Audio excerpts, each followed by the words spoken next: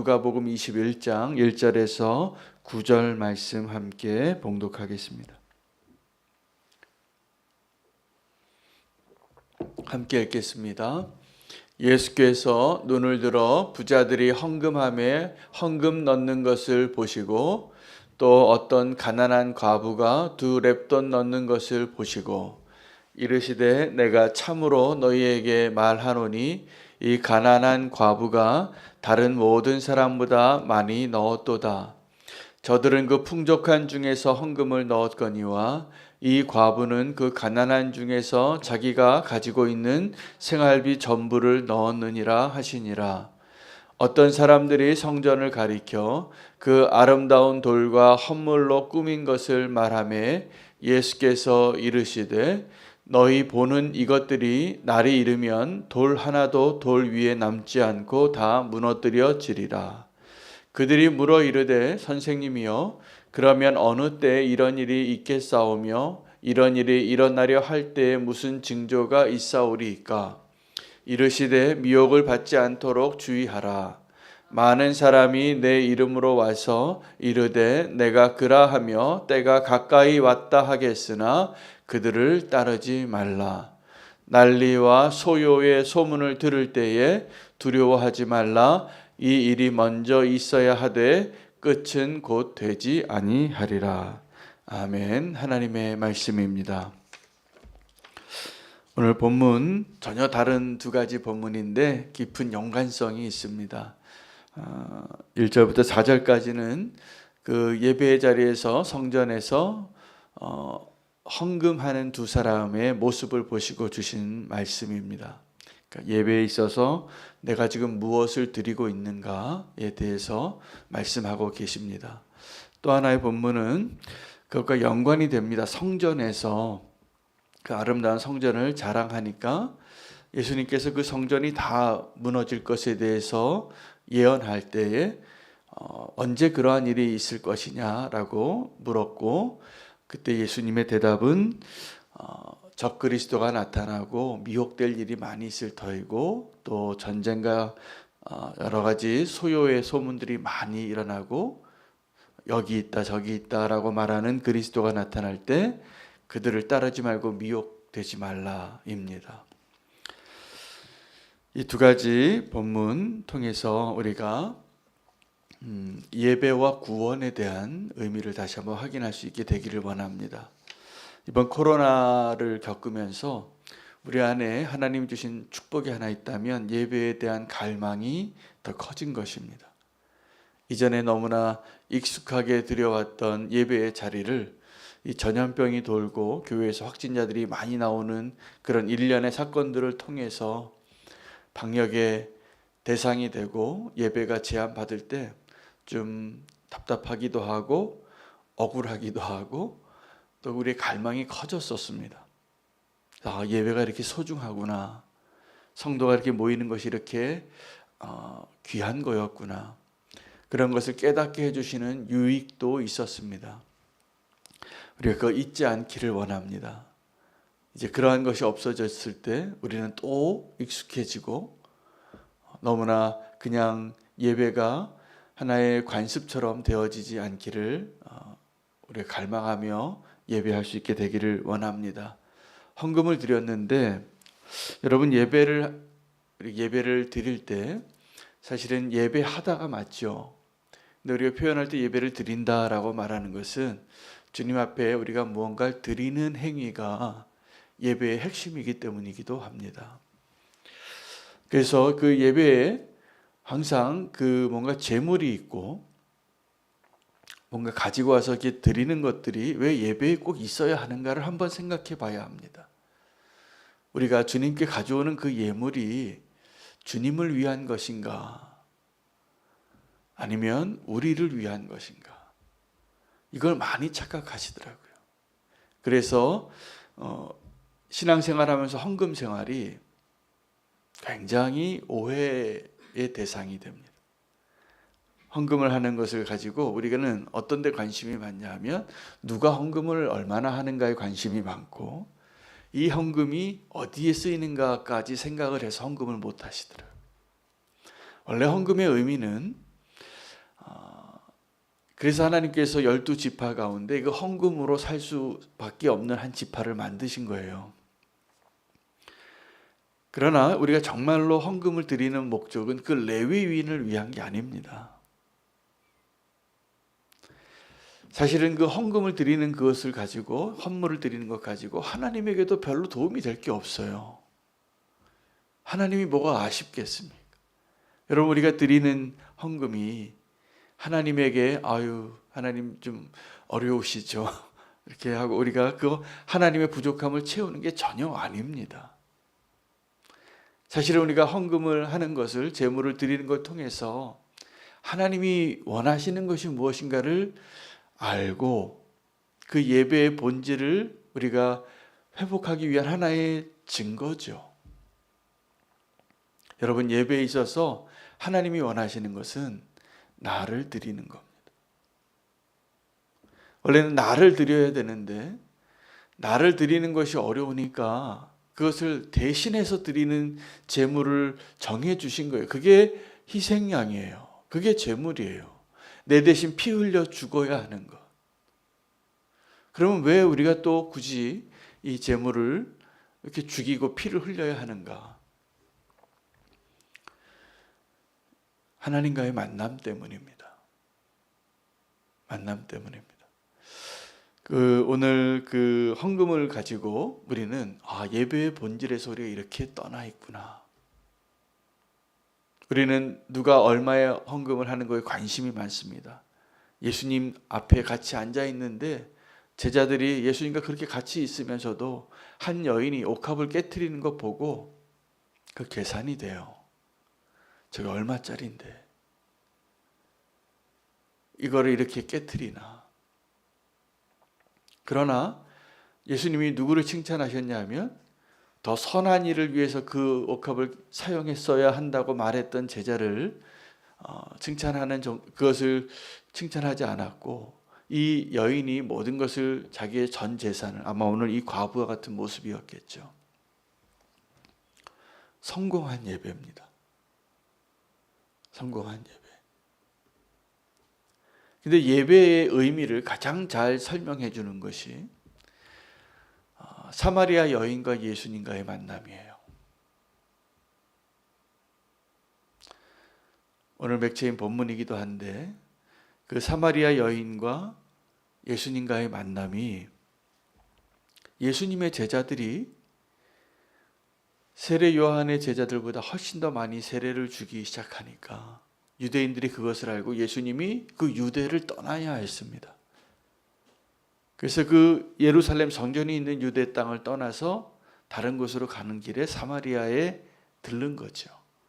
근데 그 사마리아에서 한 여인을 만나는데 그 여인과의 대화를 통해서 오늘 우리가 그렇게 알아야 할 예배, 그리고 오늘 주님께서 우리에게 정말 회복되길 원하는 예배 설명이 되어지는 본문입니다.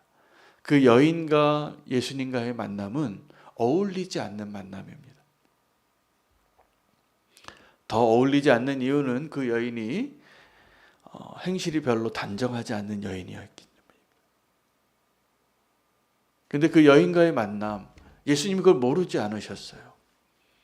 그 여인이 어떠한 삶을 지금 살고 있는 여인인 걸 아는데 놀랍게도 그 여인에게 있어서는 내 삶은 그렇게 엉망진창이지만 예배에 대한 갈망이 있었던 여인이었어요.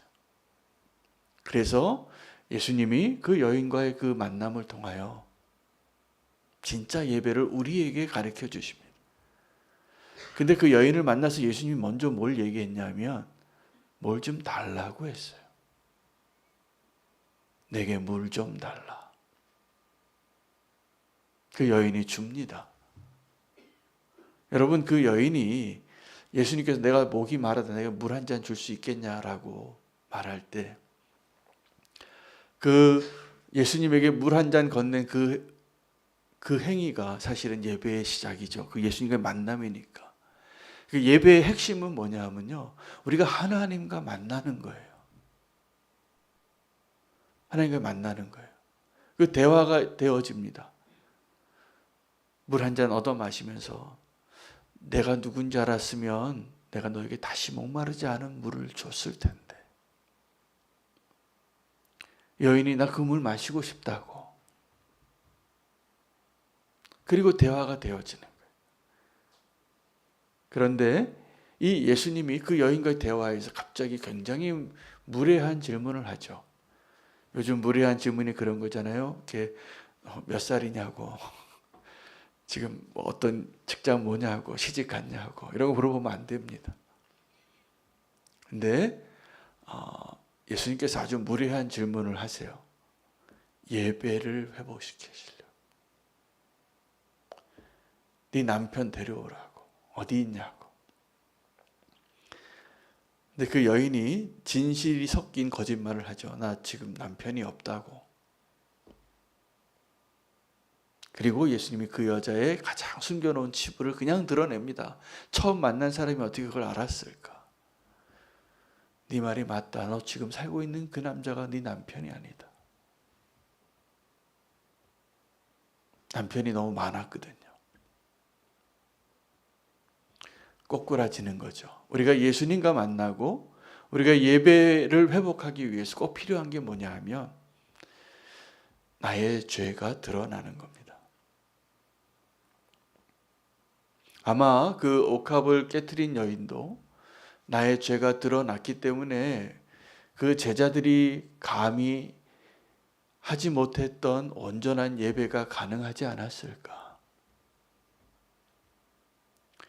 이 과부가, 가난한 과부가 자기의 생활비 전부를 다 드린 것은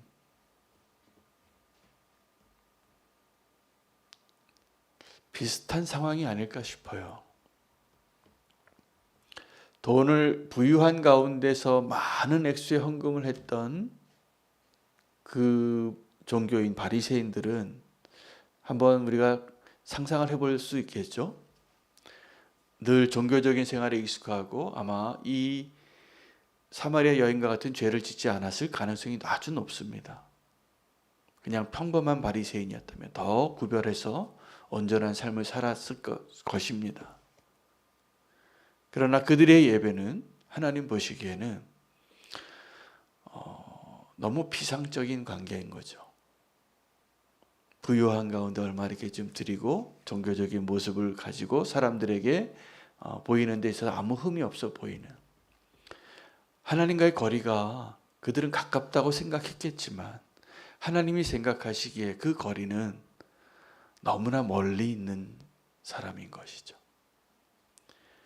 그러나 이제 자기 생활비를 다 드렸던 아주 얼마 안 되는 금액의 두 렙돈.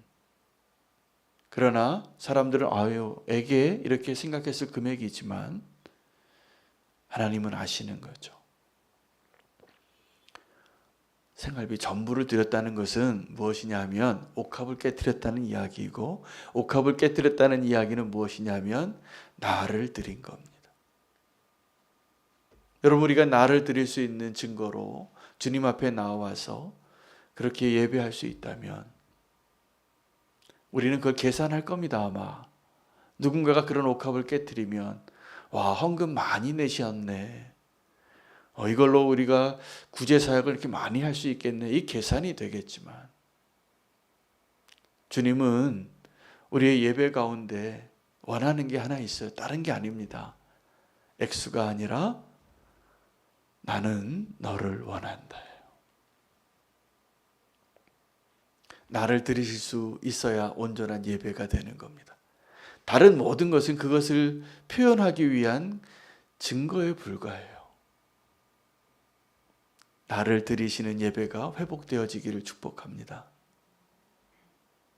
다른 사람이 나를 드리는 모습, 우리가 무엇으로 비교하고 평가하지 못합니다. 할 수 없고 해서는 안 됩니다. 우리가 예배 때마다 그 고백이 있어야 할 것 같아요. 나를 드리는 예배. 그래서 온전한 예배가 회복되어지는 것이 하나님이 원하시는 것이고, 또 그 모습을, 온전한 예배의 원형을 하나님께서 우리에게 이미 이루신 거예요. 십자가 사건이. 우리가 그 하나님의 그 축복과 그 은혜를 받을 자격이 없는데 하나님은 자기 가장 소중한 것을 내어주신 거잖아요. 우리를 구원하시려고. 그리고 예수님도 자기 자신을 내어주셨어요. 순종하며 우리를 구원하시려고.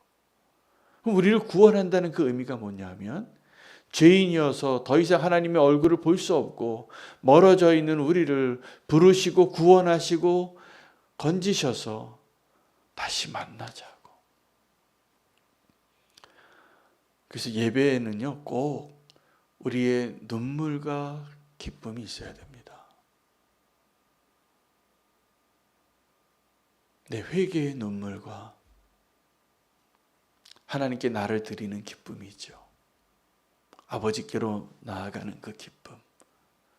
그 예배가 온전히 회복이 되어지는 것이 우리가 가장 행복한 길이고 하나님이 가장 원하시는 모습이기도 합니다. 오늘 그 예배의 모습, 헌금하는 모습을 보고 예수님께서 두 사람을 비교하시고 이어집니다. 예배에 대한 것이 구원으로 이어지는 것이죠. 성전의 아름다움을 이야기했는데 그 성전이 무너질 것을 이야기하셨어요. 예언하셨어요. 지금은 아름답게 서 있는데 이 성전에 그들이 많은 돈을 들여서 아름답게 꾸며놓은 그 성전을 다 무너뜨리시겠다고. 곧 무너집니다. 근데 예수님께서 진짜 성전을 이야기하신 것은 성전의 회복은 자기 자신을 내어드린 그 사흘 만에 내가 다시 세우리라, 다시 지으리라. 정확하게 십자가 사건과 부활 사건을 말씀하신 것이죠. 그리고 이제 우리가 성전인 것입니다. 우리가 성전이고 우리가 교회고 그 삶을 살기를 축복합니다. 근데 그 마지막 때에 대한 예언, 그래서 그 마지막 때에 언제 그때가 오냐고 그 징조가 무엇이냐고 7절에 이렇게 제자들이 물어요. 그러면 어느 때에 이 성전이 무너지는 일이 있을 것이냐고. 그러니까 성전이 무너지는 것이 그들에게는 종말이라는 개념은 가지고 있었던 것이죠. 그래서 그냥 성전이 무너질 것이다. 하나도 남지 않고 다 무너질 것이다 라고 말씀해 주시니까 종말인 걸 안 거죠. 언제 그런 일이 있을 거냐고 물었을 때 그 마지막 때에 종말이 말세가 오기 전에 있어야 할 일들에 대해서 이야기해 주시는데 핵심은 뭐냐 하면 우리가 속을 일이 많다는 거예요. 가짜가 아주 많이 나타난다는 것입니다. 이단들이 많이 나타나고 또 우리 눈에 우리의 믿음을, 우리의 구원을 흔들고 미혹해 하고 뒤돌아보게 하고 실패하게 할 일들이 많이 있을 터이니 깨어 있으라. 그래서 정말 오늘 주님이 우리에게 주시는 말씀은 준비된 예배와 준비된 구원에 대한 축복의 말씀입니다. 주님이 그날 오실 그날, 다시 오실 그날, 지금 아직 십자가를 경험하지도 않으셨지만 제자들이 아직 그것을 모르고 있는 상태에서 마지막 때의 징조에 대해서 얘기해 주십니다. 여러분은 지금 그 진짜 그리스도와 가짜 그리스도를 구별할 수 있는 믿음이 있으십니까? 여기 있다 저기 있다 할 때 속지 않을 수 있는 믿음이 있습니까? 제가 보기에 내가 오늘의 예배에 성공해야만 그게 가능합니다. 우리가 오늘의 예배에 성공하지 못하면 그 미혹되는 일에 잘 속으실 것 같아요. 오늘의 예배의 성공이 뭡니까? 오늘날을 온전히 드릴 수 있는 것이에요. 마지막 때에요. 그렇게 미혹되어져서 전쟁과 또 적그리스도의 소문, 여기 있다 저기 있다 미혹되는 것, 오늘 주님을 만나는 사람은 그 오늘을 깨어 있는 사람은 그날이 오는 것을 두려워하지 않으셔도 됩니다.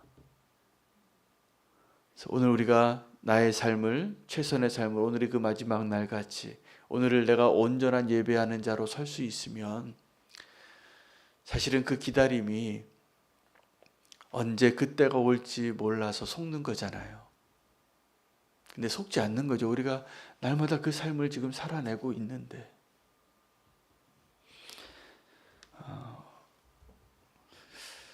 그날을 기다릴까?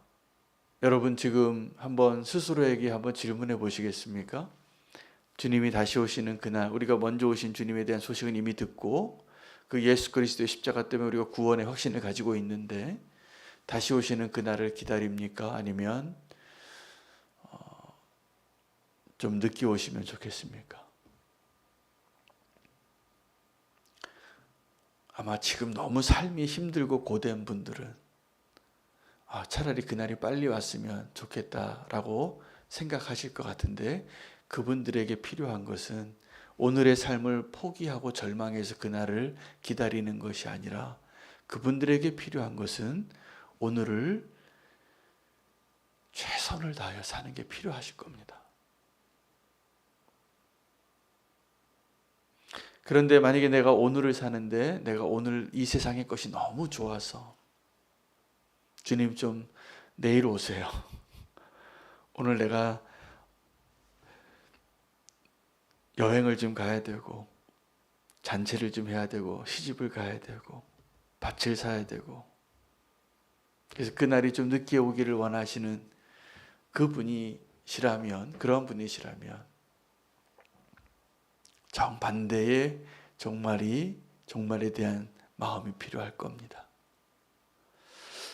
오늘을 우리가 잘 살아야 될 것 같아요.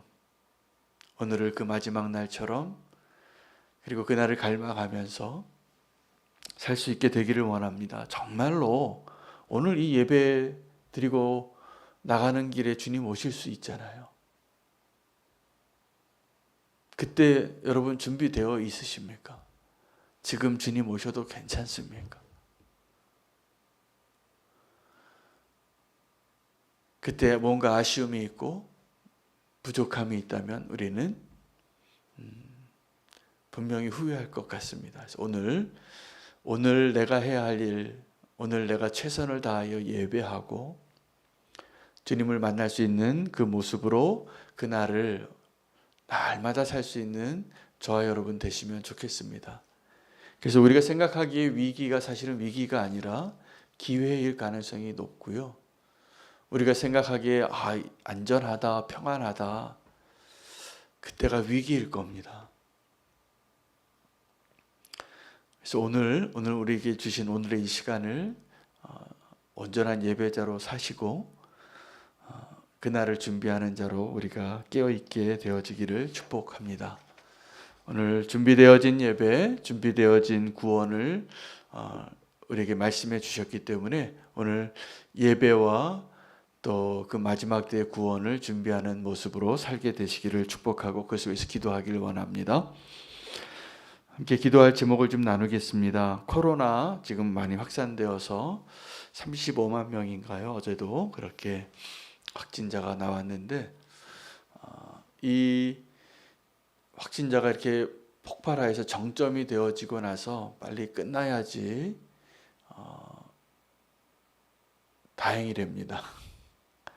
안 그러면 이게 더 길어지면 이게 더 고통스러운 것이 될 수 있더라고도 방역하는 전문가들이 이야기를 하고 있는데 우리는 이 코로나 기간 동안에 하나님의 의도와 메시지를 들을 수 있고 깨달을 수 있는 자가 되시기를 축복합니다. 그게 하나님의 목적이 분명합니다.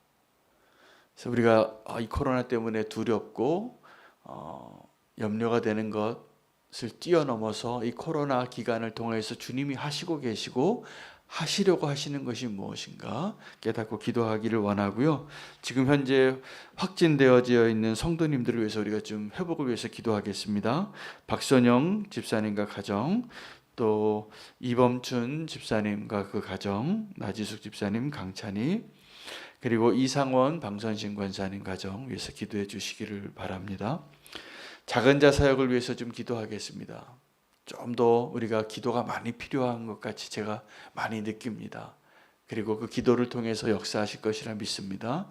어제도 귀한 발걸음 서울역 쪽방천사역 다녀오셨는데 우리 섬기시는 구재영 목사님 우리가 더 축복하고 중보하기를 원하고 닥터스 요양병원을 위해서 기도하기를 원합니다. 또 우리 교도소 사역을 위해서 기도할 때 우리가 얼굴 한번 본 적은 없지만 하나님께서 우리 변종현 군을 통하여서 우리가 무엇을 해야 할지를 인도해 주시고 계시는다는 생각이 듭니다.